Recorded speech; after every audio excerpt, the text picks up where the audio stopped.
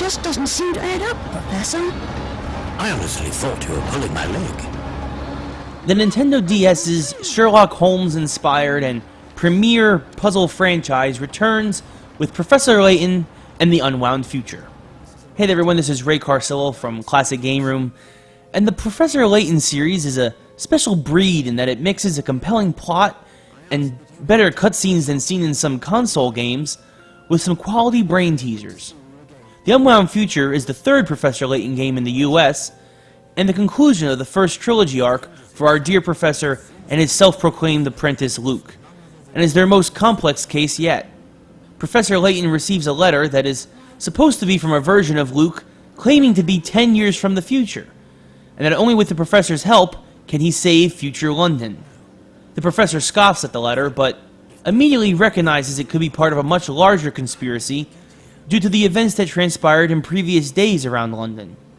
The Professor and Luke had attended a demonstration that was supposed to involve time travel from a renowned scientist named Dr. Stungun, but instead, the machine malfunctioned and caused a massive explosion, in which both Stungun and the Prime Minister of England, who was also in attendance, disappeared. Great name for a potential villain, Dr. Stungun. All he needs is an assistant named Pepper Spray now.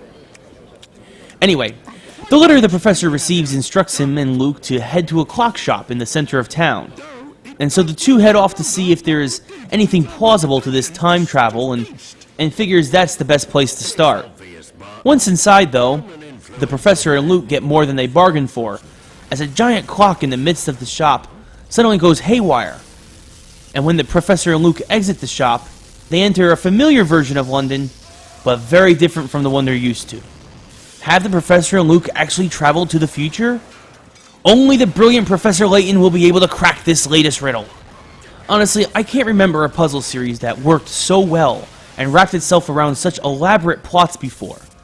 From simple riddles and maze work to complex mathematical equations, Professor Layton and the Unwound Future has puzzles to stump people of all ages and education levels. Over 165 puzzles are included in the game, by far the most yet in a Professor Layton title, including bonus puzzles after beating the game, all done by expert Japanese puzzle master Akira Tago. And on top of the awesome puzzles the game is shipped with, you can download new puzzles every week via Nintendo Wi-Fi, which gives the game some surprising replay value even after beating the main story if you're just a puzzle freak. That should do the trick. The anime-style graphics are beautifully drawn, and with more animated cutscenes than in either of the previous games, are a treat for the eye. Rounding out the very impressive peripherals for a DS game, the music and voice acting are also top-notch.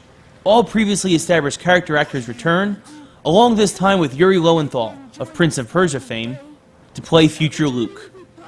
My only problem with Professor Layton was that the puzzles seemed to crop up at weird times and slowed down the pace of the story. You're suddenly confronted by thugs who want to tear you limb from limb, but instead, they throw at you a numbers puzzle.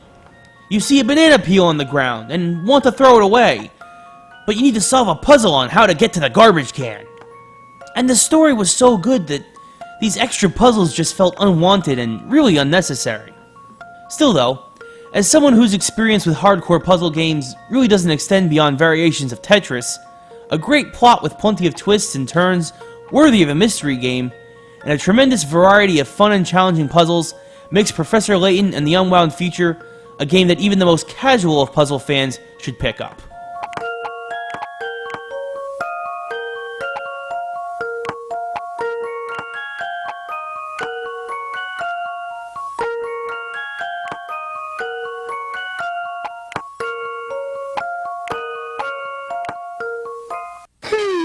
Does this sound right?